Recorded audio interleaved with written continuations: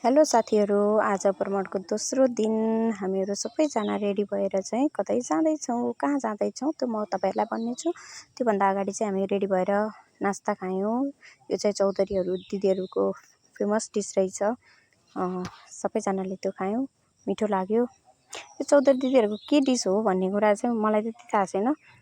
हाम्रो दिदीले चाहिँ यसको विषयमा चाहिँ प्रश्न गरिदिनुहुन्छ है त। सुन्नुहोस् के हो रहेछ भन्ने कुरा। हाम्रो चौधरी भाषामा यसलाई यो रोटीलाई नक्कर रोटी भन्छ।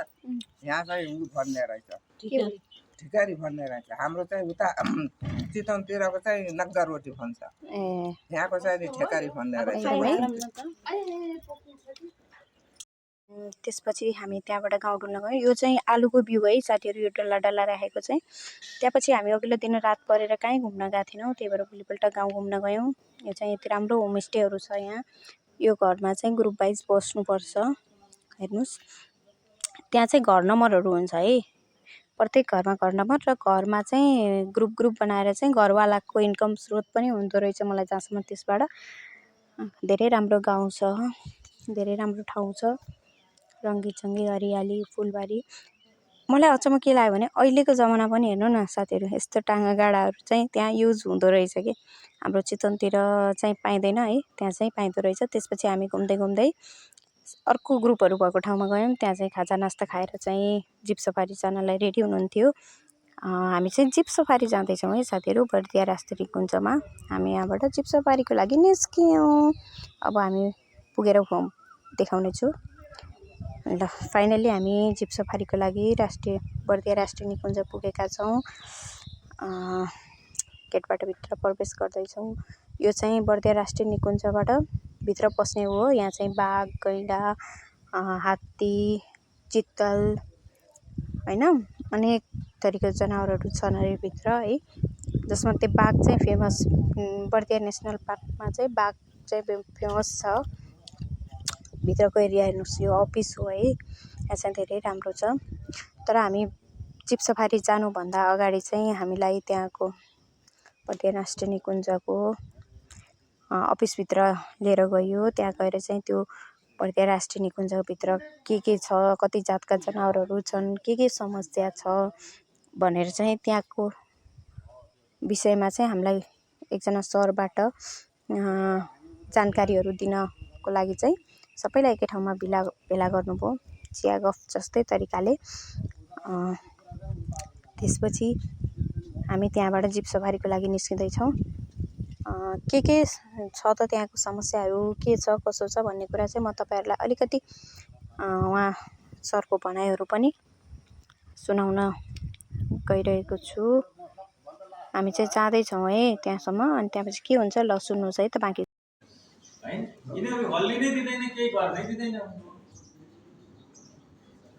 त्यसको कारण के हो भने सबै प्रजातिहरू, सबै जैव विविधताहरूको संरक्षणको जिम्मेवारी हामीलाई, र त्यही भएर हाम्रो निकुञ्ज आरक्षलाई नो गो जोन है भनेको छ। यसमा प्रवेशमा बन्देज लाग्छ। प्रवेश आफ्नै दायित्वमा छ। तपाईहरु जानु हो भित्र भने आफ्नै दायित्वमा हो है भनेको छ। र हाम्रो उद्देश्य के हुन्छ त भन्दाखेरि एउटा चाहिँ मिलिट्री सेन्टिमेन्ट भन्छ नि, हामीले एउटा किरा पटेङ्ग्रादेखि लिएर बाघसम्मको संरक्षण। हजुरहरूले हेर्नुभयो होला बाघमाराकै त्यो वनहरूमा यदि सुकेको ढलेको रुखहरू छ भने त्यो भित्र अजिङ्गर बसेको हुन्छ। उहाँको यो भनाइहरूपछि चाहिँ हामी त्यहाँबाट निस्क्यौँ। त्यहाँबाट निस्किनु अगाडि चाहिँ एउटा यस्तो राम्रो दृश्य देखियो। त्यो हो बाँदरले आफ्नो बच्चा बोकेर हिँडेको। आफ्नो आमालाई छोरीको माया कति हुन्छ भन्ने चाहिँ यसबाट देखिन्छ साथीहरू। मलाई चाहिँ एकदम मन पर्यो चाहिँ। त्यसपछि हामी त्यहाँबाट चाहिँ जिपमा चढेर निकुञ्जको लागि निस्क्यौँ। हाम्रो यो एक ग्रुप, हामी 60 जना थियौँ। त्यसको लागि चाहिँ हामीले 10 जनाको दरले 6वटा जिप रिजर्भ गरेको थियौँ। यो हाम्रो दोस्रो टिम र अर्को तेस्रो टिम। त्यसपछि म पछाडि 2टा टिम गरेर चाहिँ 6वटा जिप लिएर हामी त्यहाँबाट निकुञ्जभित्र प्रवेश गरेका थियौँ। ल हेर्नुहोस् है त, यसमा चाहिँ म छु। अब भित्रको दृश्यहरू म देखाउँछु तपाईँहरूलाई, हेर्दै जानु होला है त साथीहरू।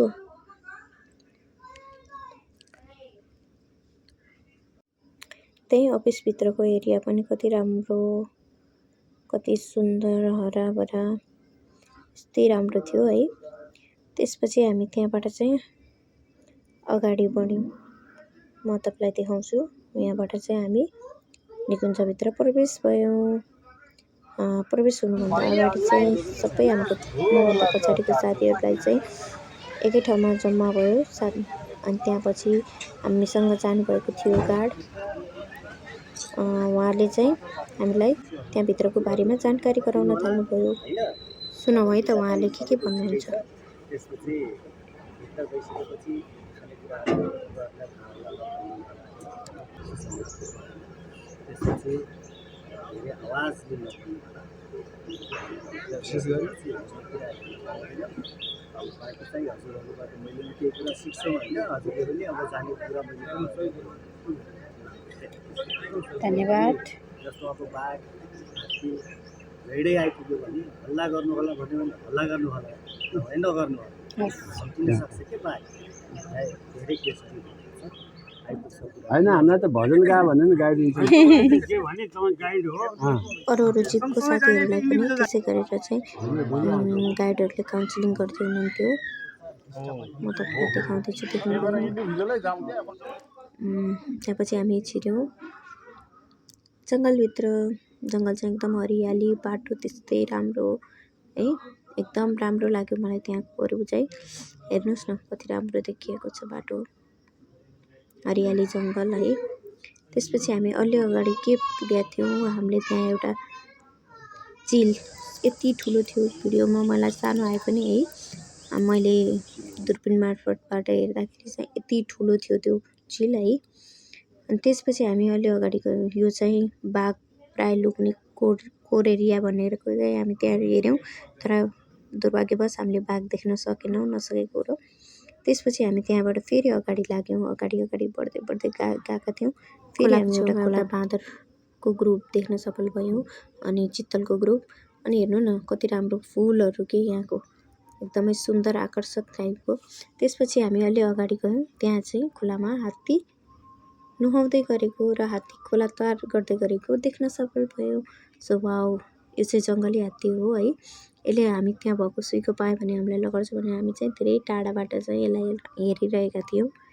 उसले चाहिँ हेर्दै खोला पार गर्यो। सो हामी चाहिँ बाघ हेर्न नसके पनि हात्ती चाहिँ देख्न सकेका थियौँ। त्यसपछि सबै साथीहरू त्यहाँबाट फेरि हामी निस्किएर बाहिर हाम्रो 4 घन्टाको घुमाइपछि चाहिँ हामी बाहिर निस्क्यौँ। जे जति देख्यौँ हाम्रो भाग्यले सो देख्यौँ। सबैजना खुसी भएर चाहिँ हामी त्यसपछि हामी त्यहाँबाट निस्किएर चाहिँ होमस्टेतिर लाग्यौँ। अनि होमस्टेबाट चाहिँ हामीलाई अर्को ठाउँ पनि जानुपर्ने थियो। त्यो दिन हामी सकेसम्म लम्बै पुग्ने थियो। त्योभन्दा अगाडि चाहिँ हामी गुलेरिया पुगेर कृष्णसार हेर्नुपर्ने भएको हुँदाखेरि होमस्टेबाट बिदावादी भएर चाहिँ हामी गुलेरियाको लागि निस्कियौँ।